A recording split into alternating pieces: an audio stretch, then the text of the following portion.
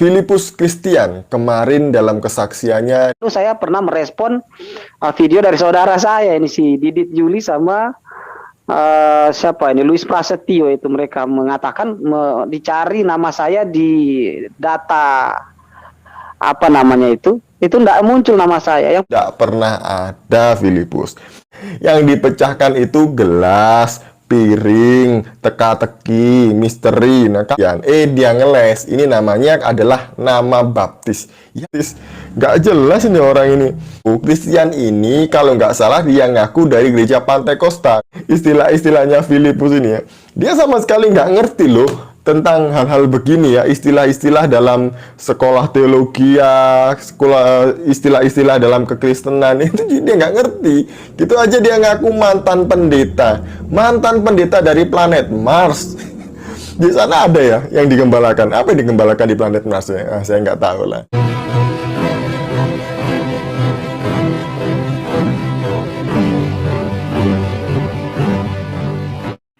Assalamualaikum warahmatullahi wabarakatuh. Innal hamda wa syukrulillah nahmaduhu wa nasta'inuhu wa nastaghfiruh wa na'udzubillahi min syururi anfusina wa min sayyiati a'malina may yahdihillahu fala mudhillalah wa may yudlil fala hadiyalah. Allahumma shalli wa sallim ala sayyidina Muhammadin wa ala alihi wa sahbihi ajma'in, amma ba'du. Puji syukur kehadirat Allah Subhanahu wa taala karena kita masih diberi waktu dan kesempatan berjumpa kembali melalui channel Salam Satu Akidah. Semoga kita semua dirahmati Allah dan diberi kekuatan serta keteguhan hati di dalam iman Islam untuk terus meningkatkan iman serta ketakwaan kita kepada Allah Subhanahu wa taala. Baik, saudaraku semuanya, pada video sebelumnya ya, saya menampilkan bagaimana kisah mu'alafnya seorang orang tua atau ayah kandung dari mu'alaf kita, yaitu Ustadz Filipus Christian ya. Dan kali ini ada Oten yang mencoba mengkritisi Ustadz Filipus Christian tentang kemu'alafannya serta predikat pendeta yang pernah disandangnya ketika masih di Kristen ya. Nah, kenapa saya angkat video ini? Supaya kita mengetahui bahwa sebenarnya daya pikir atau cara memahami Oten ini memang sangat rendah sekali ya. Karena apa yang dikritiknya dari Ustadz Filipus Christian itu bukanlah hal yang sangat mendasar ya, yaitu tentang imannya di Kristen, melainkan itu hanyalah hal-hal yang berhubungan dengan profesi atau organisasi di Kristenan itu sendiri.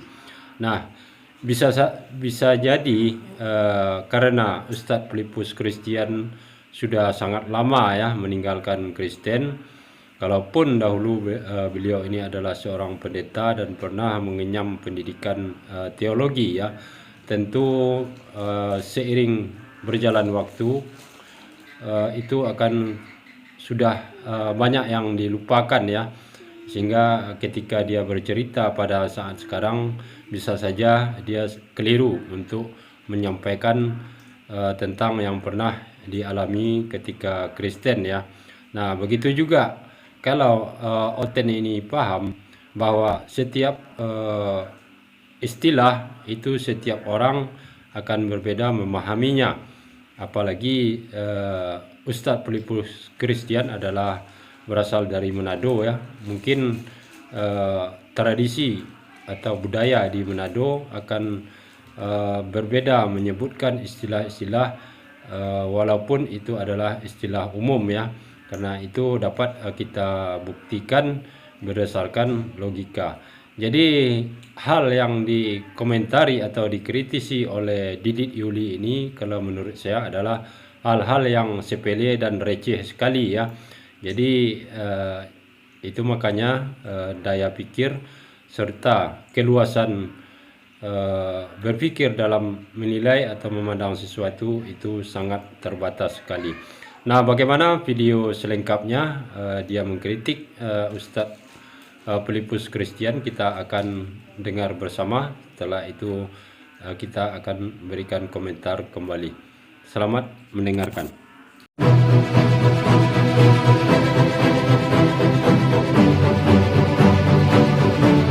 Filipus Christian kemarin dalam kesaksiannya di channel YouTube-nya Hidayatullah TV memanggil saya dengan sebutan saudaraku. Saya jadi terharu mendengar dia memanggil saya sebagai saudara. Padahal kemarin-kemarin dia manggil saya itu jeng atau ses gitu. Nggak tahu ada angin apa dia kok tiba-tiba manggil saya begini ini ya. Nah, dalam kesaksiannya ini ada beberapa hal yang perlu dikoreksi dan diluruskan karena ini sebenarnya memakai istilah-istilah yang tidak umum. Kalau di sinode Calvinis misalnya kan, kalau saya dari karismatik. Kalau Calvinis itu memang harus ijazah SMA dan kuliah seperti mana kuliah pada umumnya. 3 tahun lebih lah, ya kan? Berapa SKS dipecahkan. Terus sampai wisuda lah kan, begitu gelarnya sarjana. Kalau di kami ada 2, ada yang gelar sarjana, ada yang gembala, ya, ada yang kalau kita bilang kalau mungkin dalam Islam imam aja ya, dia bagian pengembalaan. Jadi dia akan pegang jemaat. Dia nggak boleh jadi guru. Dia nggak boleh jadi guru teolog di sekolah tinggi teolog. Dia nggak boleh jadi guru karena ijazahnya adalah ijazah pengembalaan. Seperti saya ijazahnya pengembalaan. Tamatan jurusannya adalah jurusan pengembalaan ya. Homiletik ya. Homiletik dan pedagogi ya. Homiletik dan pedagogi itu jurusan kita, jurusan pengembalaan dan jurusan pengajaran. Pengajaran ya, bukan pendidikan, beda lagi ya, pengajaran dan pendidikan. Doktrinisasi. Jadi ya berbeda lah dengan ketika seperti lalu saya pernah merespon video dari saudara saya ini si Didit Juli sama siapa ini Luis Prasetyo, itu mereka mengatakan dicari nama saya di data apa namanya itu enggak muncul nama saya. Yang pertama yang dia ketik adalah Filipus Christian. Filipus Christian adalah nama baptis, bukan nama akte saya. Udah tahu belum nama akte saya? Nama KTP saya, nama ijazah saya kan enggak tahu dia. Makanya nggak ketemu kan di data itu. Data universitas begitu, data mahasiswa atau sekolah-sekolah tinggi seperti itu. Ya 2 tahun ya status. Pendeknya adalah 2 tahun ya. Kita hitung tingkat, jadi tingkat 1, tingkat 2. Pendidikannya 9 bulan per tingkat, itu pendidikannya 9 bulan, prakteknya 3 bulan. Jadi ada 12, 1 tahun ya sudah dengan praktek. Praktek itu namanya vikaris atau pendeta pembantu. Tetapi begitu tamat langsung ditahbiskan menjadi pendeta pembantu dan pendeta pembantu ya.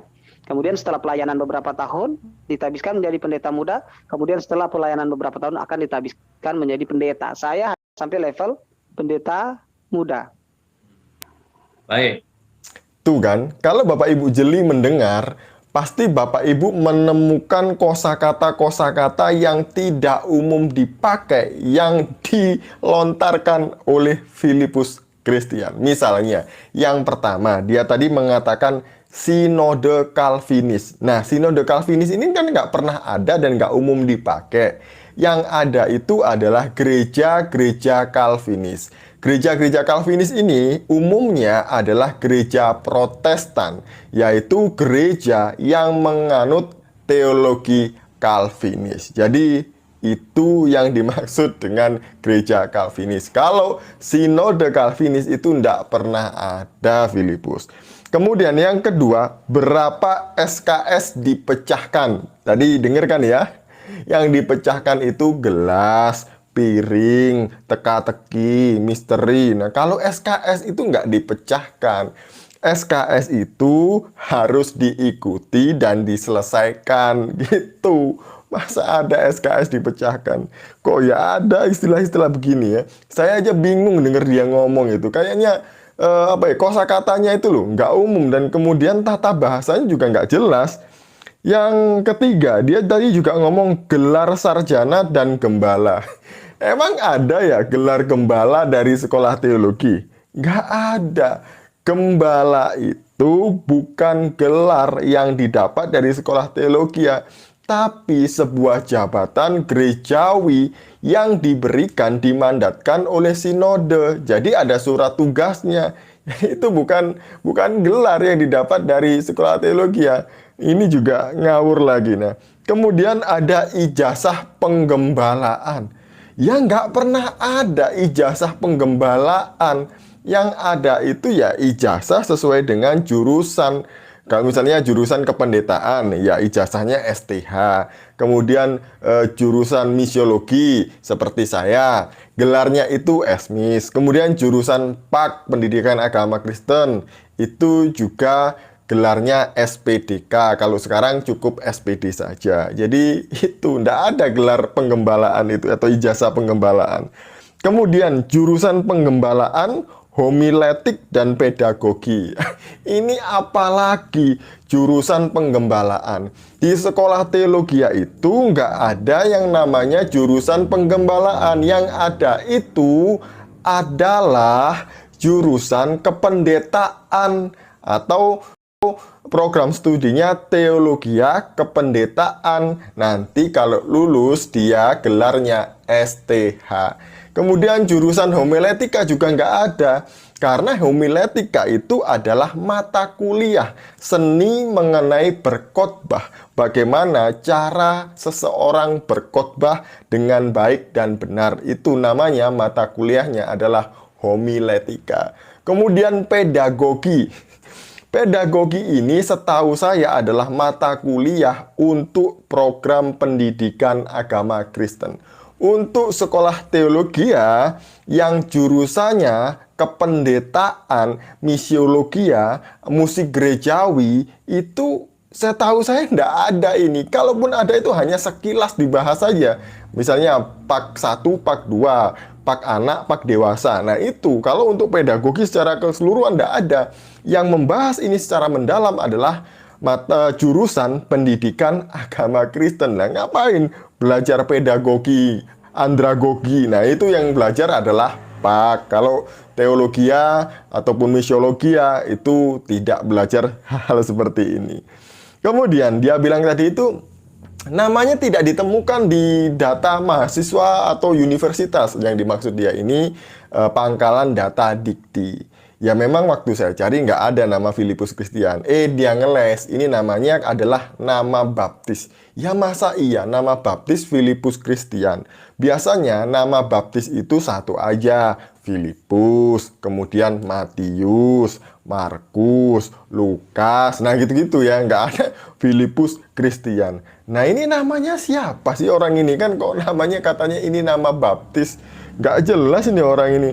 Kemudian selanjutnya dia bilang tadi 2 tahun pendidikan. Jadi 2 tahun pendidikan itu menjadi 2 tingkat ya. 1 tingkat, 1 tahun itu 1 tingkat. Kemudian tahun kedua itu tingkat 2. Dan setiap tingkat itu pendidikannya itu 9 bulan. Kemudian 3 bulan praktek. Ini kayak kursus, bukan sekolah ini. Dan kemudian dalam prakteknya itu disebut dengan vikaris atau pendeta pembantu. Halo, Kristian ini kalau nggak salah dia ngaku dari gereja Pantekosta. Dia tadi bilang karismatik. Kemudian dia bilang bahwa prakteknya itu adalah vikaris. Itu nggak betul. Dalam sekolah-sekolah Pantekosta, sekolah karismatik, tidak pernah mengenal adanya istilah vikaris. Karena istilah vikaris ini dikenal di gereja-gereja Protestan. Seseorang yang akan menjadi pendeta, maka dia akan magang atau praktek. Nah, prakteknya ini disebut dengan vikaris. Ini lama, bisa 2 tahun, bisa 3 tahun, sampai 5 tahun. Kalau dia nggak lulus-lulus, ya nggak jadi pendeta. Jadi, kalau ada orang mengatakan lulus sekolah jadi pendeta, salah besar seperti Filipus tadi itu. Karena lulus sekolah teologi itu nggak serta-merta jadi pendeta. Sekolah teologi tidak mentahbiskan seseorang menjadi pendeta. Yang mentahbiskan seseorang menjadi pendeta adalah sinode. Dan kemudian dia ditempatkan, diutus di gereja-gereja lokal. Jadi begitu ceritanya ya. Lucu aja saya dengar istilah-istilahnya Filipus ini ya. Dia sama sekali nggak ngerti loh tentang hal-hal begini ya, istilah-istilah dalam sekolah teologi ya, istilah-istilah dalam kekristenan itu dia nggak ngerti. Gitu aja dia ngaku mantan pendeta dari planet Mars. Di sana ada ya yang digembalakan. Apa yang digembalakan di planet Mars ya? Saya nggak tahu lah. Nah, kita sudah dengar ya bagaimana si Didit Yuli ini mengkritisi Ustadz Filipus Christian yang merupakan salah satu mualaf cerdas kita yang terus berjuang menyampaikan kebenaran Islam. Dan pertanyaan pertama untuk Didit Yuli ini adalah apakah dia tidak pernah melihat kesaksian-kesaksian dari Ustadz Filipus Christian yang lama ya, dan kemudian juga apakah dia tidak melihat bagaimana keterangan serta kesaksian dari ayah kandung Ustadz Filipus Christian sendiri perihal dia pernah bersekolah teologi ya. Dan itu sebenarnya sudah cukup bukti ya untuk membuktikan bahwa Ustadz Filipus ini dahulunya adalah memang seorang Kristen sejati ya, dan juga seorang pendeta berdasarkan pengakuan dari orang tuanya sendiri. Dan bahkan ayah kandung beliau sendiri kita ketahui baru saja ya sebelum masuk bulan suci Ramadan kemarin itu bersyahadat memeluk agama Islam ya. Artinya di sini orang tuanya orang yang paling terakhir dalam keluarga tersebut memeluk agama Islam. Nah, sebenarnya inilah hal yang terpenting dan sangat mendasar ya ketika melihat seseorang tersebut berpindah keyakinan, yaitu tentang bagaimana dia mengimani Tuhan tersebut ya, bukan masalah-masalah organisasi atau struktur di dalam sekolah kependetaan atau teologi, karena itu adalah hal yang bukan penting ya. Tetapi kenapa seseorang menjadi mualaf, itu yang dilihat adalah bagaimana keimanannya terhadap Kristen dahulu ya. Nah, dari situlah kita bisa menentukan bahwa orang tersebut benar-benar adalah seorang mualaf ya. Kalaupun dia mengaku dahulu pendeta atau tidak, itu bukanlah hal yang penting.